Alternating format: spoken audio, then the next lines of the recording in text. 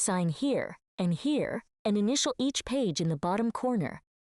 Thomas Higgins slid a folder across the table without ceremony, the way a man hands over something he has been waiting 11 years to hand over. Claire Donovan looked down at her mother's handwriting on the trust documents and understood, in the space of about 4 seconds, that the wedding she was walking into the next morning was not the wedding she thought it was.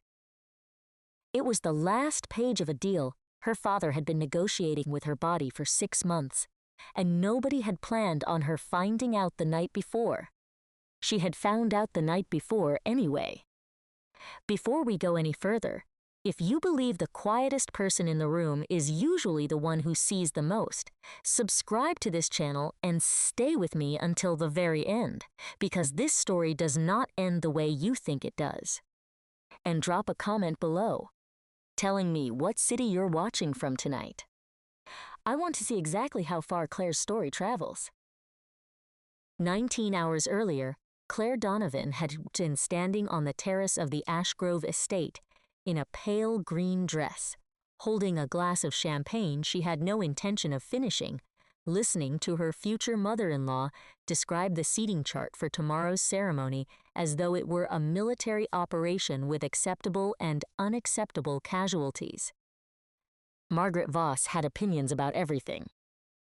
She had opinions about the color of the tablecloths, about which senator's wife required a chair with arms, about the exact number of minutes the string quartet should play before the processional began.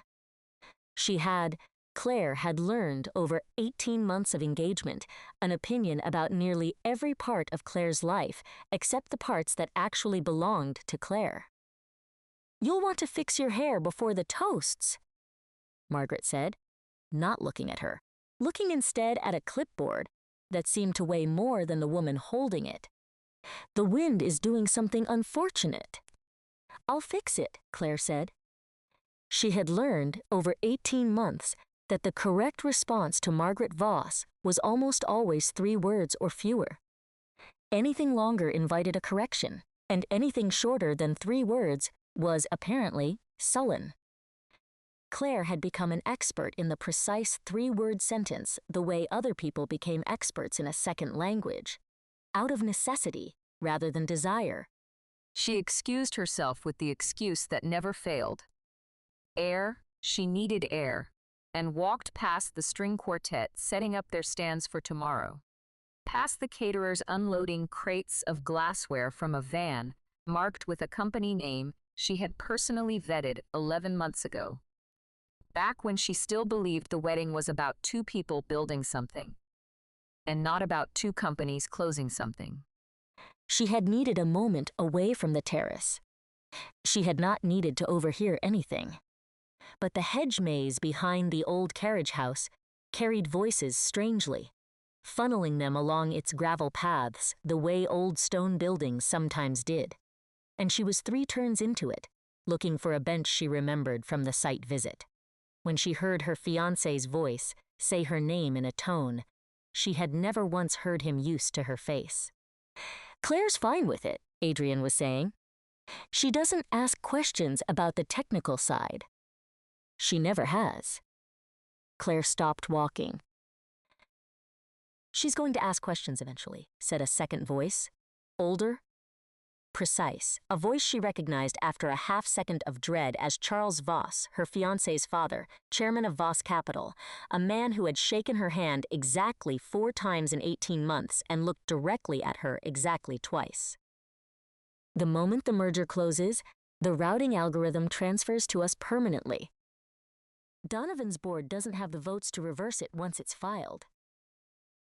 But if she starts asking who actually owns what before Saturday, Robert loses control of the timeline, and I am not interested in losing control of the timeline 3 days before a board vote, Adrian.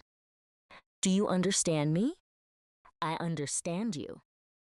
"Then keep her calm through the wedding. That's the whole job. You've had 18 months to learn how to keep her calm. It shouldn't be difficult." There was a pause, the particular pause of 2 men who had said something they both knew was ugly and were deciding, separately, whether to acknowledge it. Then Adrian laughed, a short, private laugh, the laugh of a man relaxing because he believed himself unheard. "It hasn't been difficult," he said. "It's been the easiest part of the whole arrangement. She thinks this is a wedding." Claire stood very still in the middle of a hedge maze in a pale green dress, holding a glass of champagne she had never finished, and felt something in her chest go quiet in a way that had nothing to do with peace. She did not gasp. She did not drop the glass. She had spent 32 years training herself out of visible reactions, first as the only daughter of a man who treated emotion as a category of weakness, and later as the fiancé of a family that treated emotion as a category of inconvenience. And the training held even now, even here, even with the floor of her entire adult life quietly giving way beneath her feet. She set the champagne glass down on the low stone wall beside the path, carefully, so it wouldn't tip, and she walked the rest of the way through the hedge maze in the opposite direction from the voices, out through the far gate, across the back lawn, past the tent crew, still stringing lights into the oak trees, and up the service stairs of the main house to the guest room she had been given for the weekend, and she closed the door, and she sat down on the edge of the bed, and she made herself breathe for exactly 1 minute before she let herself think anything at all. Then she started thinking, and she did not stop for the rest of the night.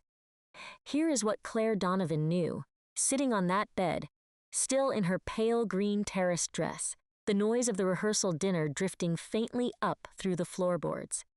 She was the only child of Robert Donovan, founder and CEO of Donovan Maritime Group, a mid-sized shipping and logistics company her mother had helped build from a single leased dry dock in Newark into a company that moved 11% of the container freight on the eastern seaboard.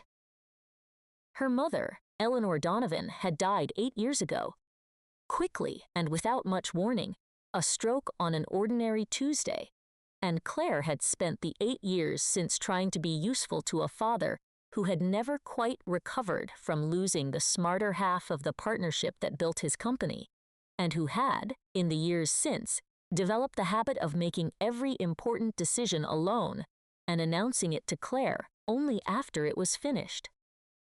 She had gone to work at Donovan Maritime at 24, with an engineering degree and a head full of ideas about routing efficiency, and she had spent 8 years building, quietly and almost entirely without credit, the proprietary logistics algorithm that now routed nearly every ship in the Donovan fleet, the algorithm that had taken the company from barely profitable to genuinely competitive, the algorithm her father had, for 6 years running, presented to the board as a product of our technical team, a phrase so carefully vague that not one board member outside the company's own engineers knew Claire had written the first version of it alone, on a laptop, in the 6 weeks after her mother's funeral, because working on something precise and solvable had been the only thing that let her sleep.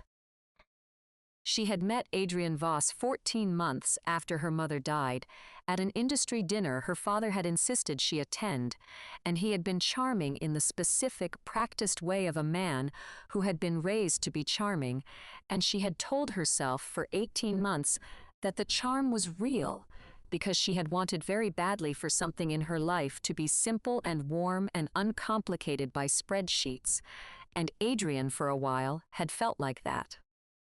She understood now, sitting on the edge of the bed, doing math she did not want to do, exactly how the last 18 months had actually worked. Donovan Maritime was not in trouble exactly, but it was not thriving either, not since 2 years ago when a competitor had undercut their Gulf Coast contracts, and her father, rattled, had taken on debt he shouldn't have to modernize a fleet that didn't need modernizing yet. Voss Capital was a private equity firm with deep pockets and a hunger for exactly the kind of proprietary logistics technology Donovan Maritime happened to own, technology that would be worth considerably more attached to Voss's existing shipping investments than it currently was attached to a mid-sized family company drowning slowly in refinance debt. A merger between the two companies would solve Robert Donovan's debt problem completely, and it would deliver Voss Capital the one asset it actually wanted: the routing algorithm, permanently and without the messy public appearance of an outright acquisition of a smaller family firm, which tended to spook markets and invite unflattering headlines about vulture capitalism. A wedding, on the other hand, a lovely photographable merger of two respectable maritime families, that looked like something else entirely. That looked like romance. Nobody wrote unflattering headlines about romance. Claire sat very still and thought about the 18 months of dinners with Charles Voss, where he had asked her, always lightly, always as though it were small talk, detailed questions about the technical architecture of the routing system, questions she had answered honestly, and at length because she had been flattered, genuinely flattered, that a man like Charles Voss found her work interesting. She thought about the engagement party 6 months ago, the timing of which, she now understood with a cold, falling clarity, had lined up almost exactly with the first quiet conversations between the two companies' legal teams about merger terms. She thought about her father's uncharacteristic warmth toward Adrian, a warmth Robert Donovan rarely extended to anyone. And she understood, sitting on the bed in her pale green dress, with her hands folded very still in her lap, that her father had not simply approved of her marrying Adrian Voss. Her father had arranged it. She thought she might be sick. She was not sick. She sat with the feeling until it passed through her the way weather passes, and on the other side of it she found something she had not expected to find, which was not grief, not yet. Grief would come later and would take its time, but something colder and more immediately useful: clarity.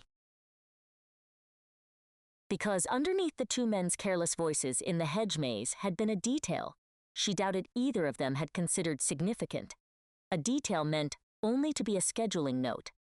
And Claire, sitting alone in a borrowed guest room the night before her own wedding, could not stop turning it over in her mind.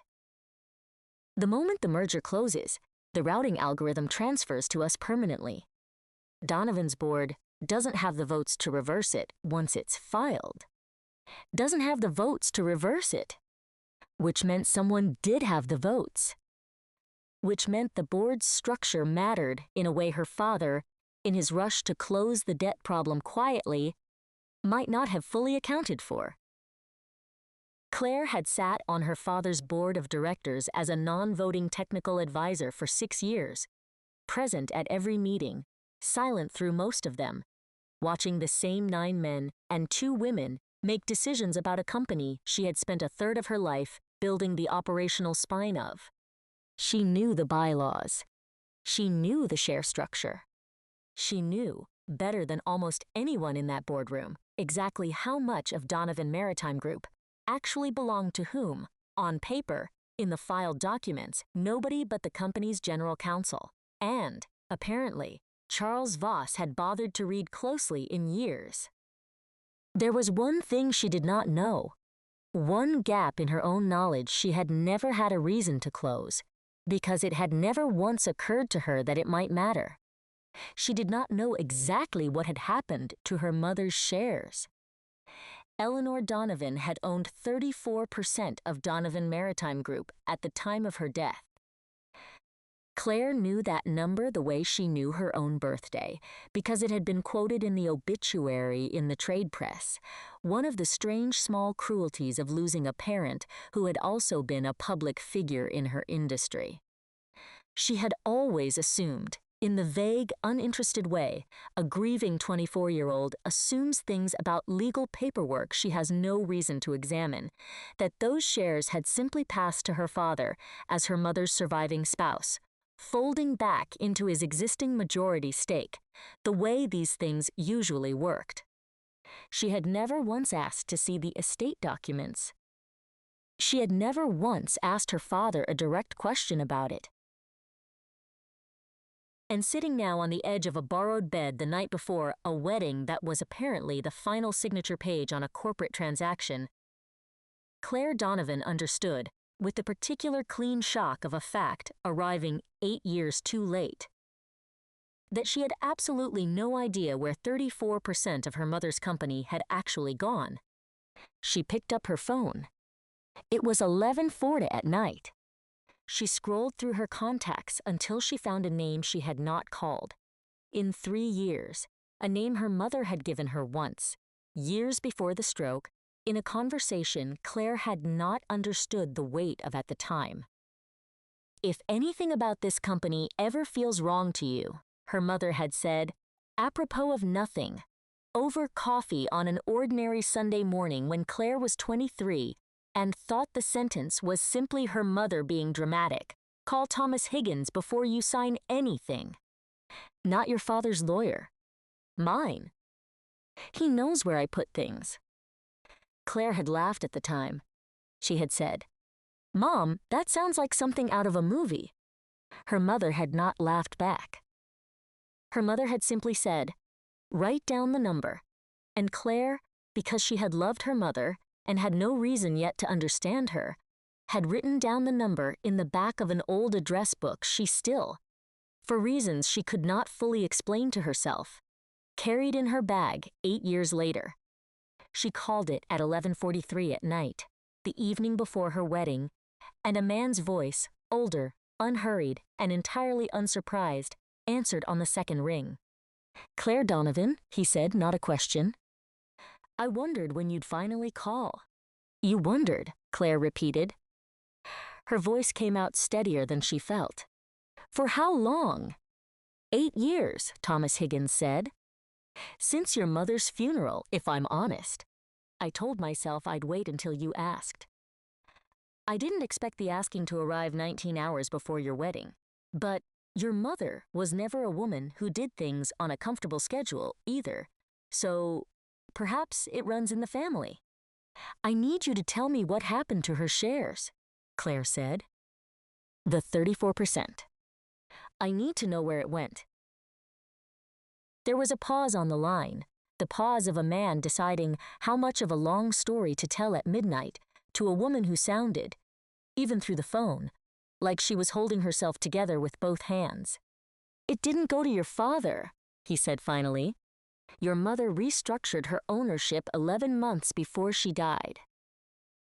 She moved her 34% into an irrevocable trust, with your father's knowledge, but not, I suspect, his full understanding of the terms, because your mother wrote those terms herself, in this office, on a Sunday, without her usual firm's involvement, because she didn't entirely trust her usual firm's loyalty to be to her rather than to the company's larger relationships. The trust names you as sole beneficiary. It activates automatically on your 32nd birthday, converting the shares to your direct, individual, voting ownership, no conditions, no board approval required." Claire sat very still. "My birthday is Thursday," she said. "2 days ago." "I'm aware," Thomas Higgins said. "I filed the activation paperwork myself, Thursday morning, exactly as your mother instructed 8 years ago. As of 9:14 Thursday morning, Claire, you are the single largest individual shareholder of Donovan Maritime Group. 34%, held directly, with full voting rights, and no board seat currently occupying that authority, because your father has spent 8 years quietly voting those shares, by proxy under an arrangement that technically expired the moment the trust activated, and that he has, as far as I can tell, not yet noticed has expired." "He doesn't know." "I don't believe he knows," Thomas Higgins said carefully. "Your mother was very specific that I was not to inform anyone, including you, until you called this number yourself," she said. "And I wrote this down at the time because I found it strange," she said. "Claire will call when she needs it, not before. And when she calls, tell her everything, and don't soften it for her father's sake." I have thought about that instruction more than once in the last 3 days. watching the wedding preparations from a discreet distance, wondering whether you would call in time. Claire closed her eyes. On the other side of her closed door, she could hear faintly the last of the rehearsal dinner breaking up, laughter drifting up the stairwell, someone's heels on the hardwood, the particular happy chaos of a family that believed tomorrow was going to be the happiest day of a young woman's life. She thought about her father downstairs, drinking scotch with Charles Voss, congratulating himself. She now understood, on a deal well managed rather than a daughter well loved. She thought about Adrian's laugh in the hedge maze, easy and private and cruel, in a way he probably didn't even recognize as cruel. The laugh of a man who had simply never had to consider that the woman he was managing might one day stop being manageable. "I need to understand something," Claire said slowly. "If I own 34% directly, with full voting rights, what does that actually mean for tomorrow? For the merger?" "It means," Thomas Higgins said. And for the first time in the conversation, she heard something in his voice that might, in a less careful man, have been satisfaction. "That your father's remaining shares, even combined with the 2 board members he can reliably count on, do not add up to a majority without your 34% attached to his side, or without significant additional shares he does not currently control. It means that whatever paperwork Voss Capital believes is going to be finalized this weekend cannot legally close without either your direct vote in favor or your continued absence from the boardroom long enough for your father to attempt to argue your proxy remains valid, which it does not, and which I am prepared to demonstrate in writing to anyone who asks. It means, Claire, that despite what several powerful men in that house downstairs currently believe about how this weekend is going to end, you are, as of 2 days ago, the single most important signature in this entire transaction. And not one of them appears to know it yet." Claire sat with that for a long moment, turning it over the way. She turned over a routing problem at 2 in the morning, looking for the shape of it, the actual mechanics underneath the noise. "I heard them tonight," she said quietly. "Adrian and his father. They think I don't ask questions about the technical side. They think keeping me calm through the wedding is the whole job." "I'm sorry," Thomas Higgins said, and he sounded like he meant it. "Don't be," Claire said, and she was surprised to hear that her voice, when it came out, was steady in a way she had not expected, steadier than sad, steadier than furious. Something colder and more useful than either. "I need you to tell me exactly what happens if I do nothing tomorrow. If the ceremony happens exactly as planned." "Nothing happens to your ownership," Thomas Higgins said. "Marriage doesn't affect the trust.